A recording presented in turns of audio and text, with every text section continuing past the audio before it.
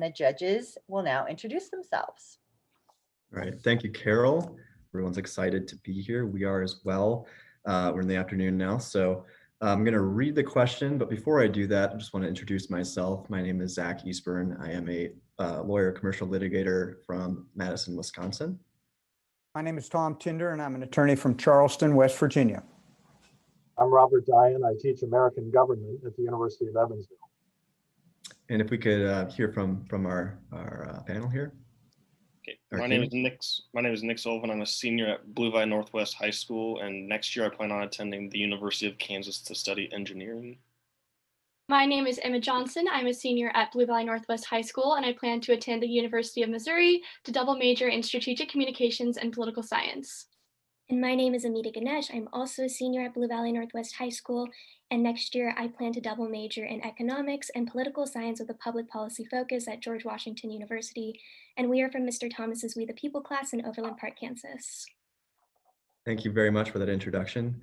Today we'll be doing question 1, which I will read, and then you guys have the floor. So the question begins with a quote, and it is, "It would be inconsistent with the constitutional separation of the executive and legislative powers to let the prerogative, i.e. pardon power, be exercised by the latter. What were the framers' reasons for giving the president the pardon power? And do you agree or disagree with them?" And you can go. The presidential pardon power was inspired by colonists from the king's power to pardon.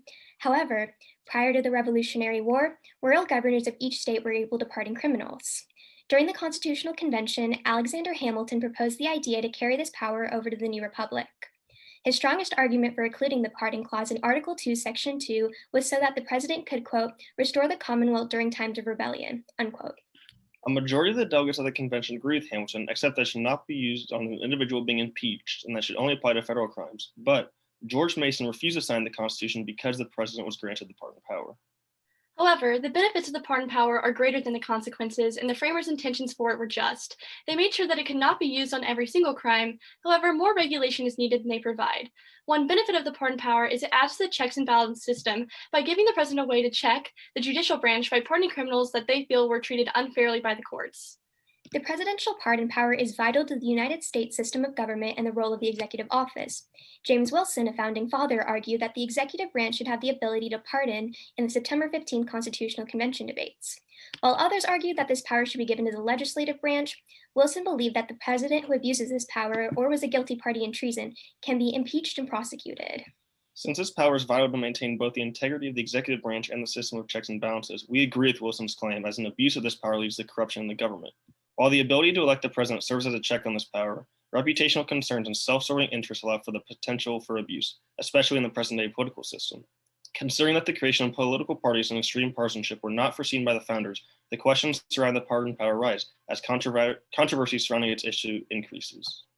Past presidents used the power to change sentences of punishment controversially. For example, President Bill Clinton pardoned his brother Roger for drug trafficking and possession, and President George W. Bush commuted Scooter Libby's sentence after being convicted for leaking the identity of a U.S. spy. President Gerald Ford's pardon of Richard Nixon is another example, as questions came to light on whether this was ill-motivated. The most recent example of controversy, however, directly stems from former President Donald Trump's claim that he has the absolute right to pardon himself, which asserts that the president is above punishment for committing crimes. The threat of self-pardon implies a direct threat of abuse of power, as traditionally, no person should be the judge of their own case and no person is above the law. Wilson's claim becomes essential in combating this threat, as it would allow for the president to be impeached for imposing this abuse of power.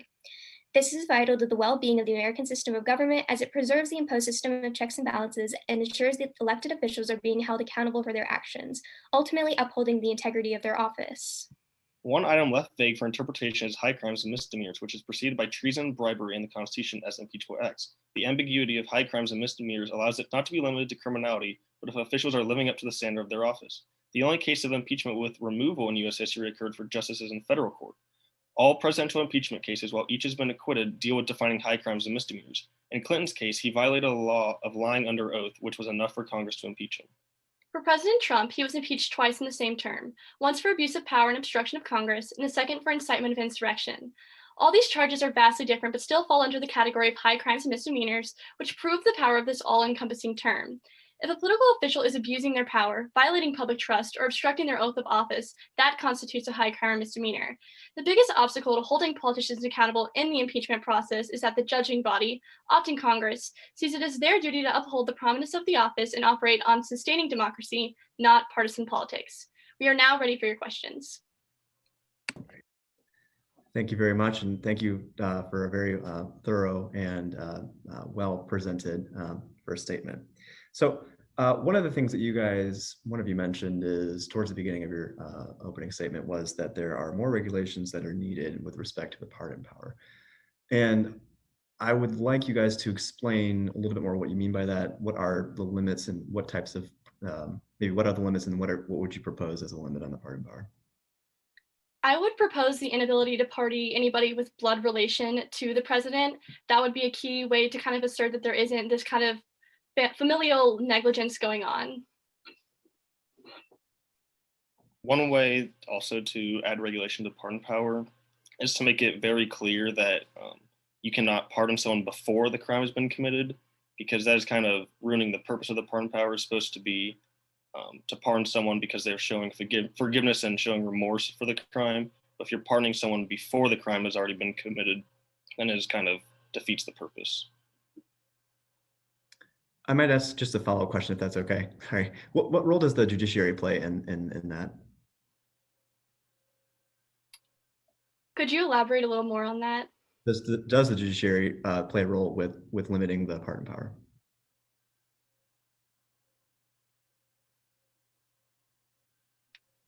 Right now, the pardon power there's guidelines for what should happen for a pardon to take place with the Department of Justice, but right now it is just ultimately up to the president, and whatever he decides is the official ruling. According to Article 2, Section 2, the president is the only one with the ability to pardon. Let's talk for a moment about impeachment, high crimes and misdemeanors. Give me 3 examples of what you think is a high crime and misdemeanor that should lead to impeachment. I would say the incitement of insurrection would fall well under the high crime and misdemeanor. I think anything that kind of threatens democracy, lying under oath, I think also can fall under that. I think that we've seen good use of it in the past with those two. Obstruction of justice is another example. Perjury, obviously. Yeah, I would just add on to what Emma said, that lying under oath, because if we can't trust the president, then that would be not being able to trust the president with what he's saying would be valid for impeachment. Thank you. You know, when we had our first president, George Washington, he used the pardon power to pardon those who were involved in the Whiskey Rebellion. And Hamilton spoke approvingly in the Federalist Papers about pardoning people during times of insurrection. So I want to build on what was just discussed earlier about high crimes. What would you think of this president pardoning those who stormed the Capitol on January 6th? Or what would you think of the previous president doing it prior to the inauguration of Joe Biden? I think for the past president to pardon those people, it would be a bit of negligence just because he was also involved in it. So I don't really know in some ways, you know, and so I don't know if he's the correct person to be pardoning those people. It's also when it comes to pardoning people in insurrection, it's a matter of you need this to happen for the country to move forward. And I'm not sure that would have been the right choice in this case, where, you know, pardoning rebels after the Civil War was kind of seen as a necessary evil in a way to reunite the country.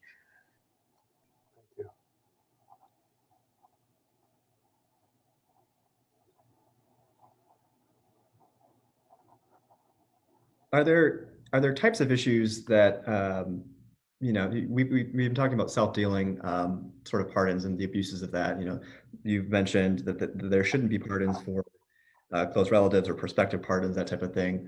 Are there classes of crimes or you know, that you think would be great candidates for pardons? I think something that we see it used a lot for is in the criminal justice system, people who have been overcharged with crimes and have clearly shown remorse for it. And I feel like we see a lot of people, or that there wasn't really a lot of substantial evidence for why they currently are in the prison system. And I think giving those people pardons and allowing them a chance to recover is a great duty for the president. Another example directly stems from President Ford's clemency board when he pardoned Vietnam draft-related pardons.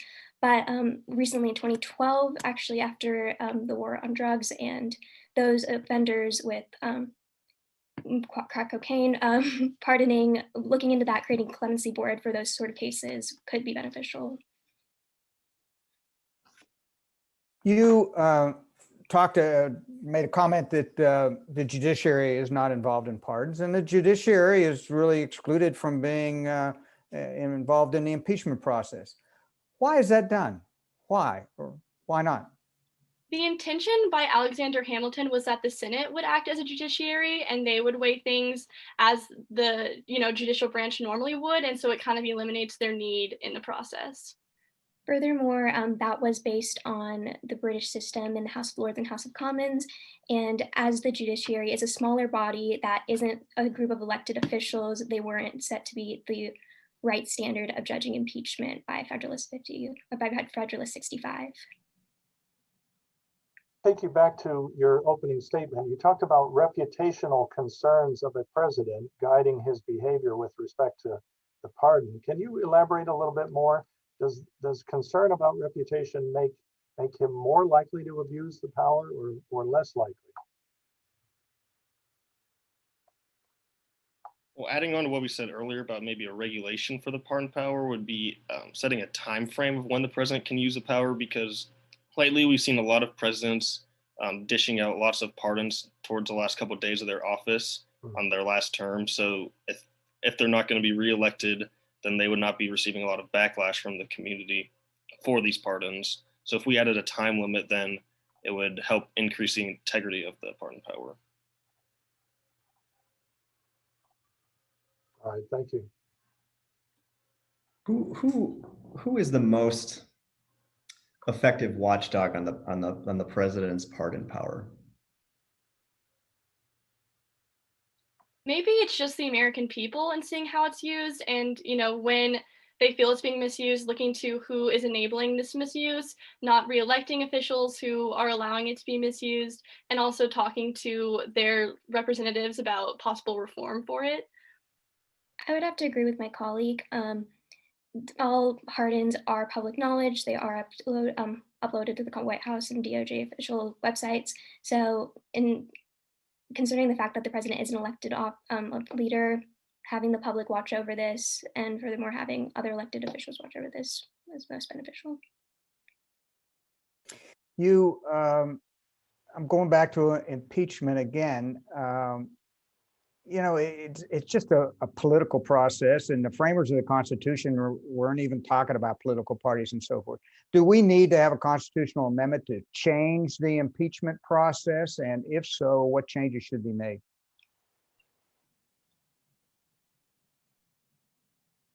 I'm sorry I didn't get there. And you were just ready to tell me. I was so hoping that one of them would just start so we could continue. You guys did a great job. Thank you. Wow. Yay. All right, so we'll have our feedback. Right. So you guys can take a deep breath. You have done your Unit 4, question 1. So great job on that. This is you guys have a nice intimate group, and you guys played off well off of each other. The thing that I think really that stood out to me with your answers, just getting back to what this competition is about, and your engagement with the Constitution is, the theory and the history and the legal concepts are really important. But sometimes I think we can get bogged down in the weeds on some of these things. But you guys had some good pragmatic answers that sort of applied law and theory and sort of morality to your answers. And so one of the questions was, should the president have pardoned these people? Should they, all that kind of stuff. And I think someone answered, it was important for us to move on as a country after a very contentious election or something like that. I thought that was a very good answer. I'm not saying it was, that's the morally right answer or whatever, but it was a pragmatic answer, and I really appreciated that.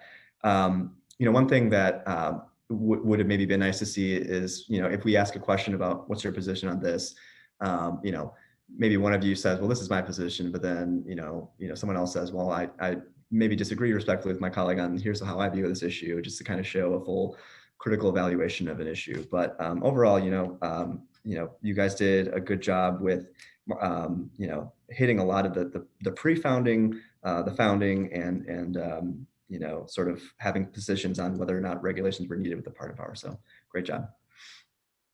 I just say that, this We the People program is modeled after a congressional hearing, and you all are the experts.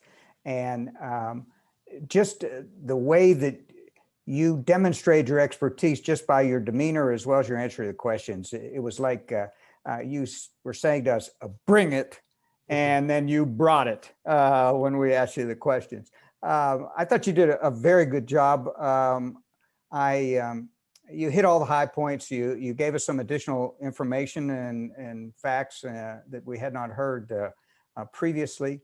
I do want to say to you that, there's no right or wrong answer to the questions that we ask. It's all opinion. And so when you get a question, don't hesitate to just utilize the wealth of knowledge and information that you have. Just jump right into it. And then as Zach alluded to, and maybe you don't have the same opinion as your classmates. And so consequently, you give us 2 sides or 3 or 4 sides of a particular issue. But overall, I think you did a good job. And what you need to take out of this whole process and what you've been doing for the past semester and so forth, is that you need to stay involved and be good citizens. You've got the knowledge, you've got the understanding, and we need to have you as our leaders in the future. Thank you very much. Good luck to you. I agree with what's been said. I thought you did a great job. I thought you started us in the time of the monarchy and brought it all the way up to Donald Trump saying last year, I have the absolute right to pardon myself.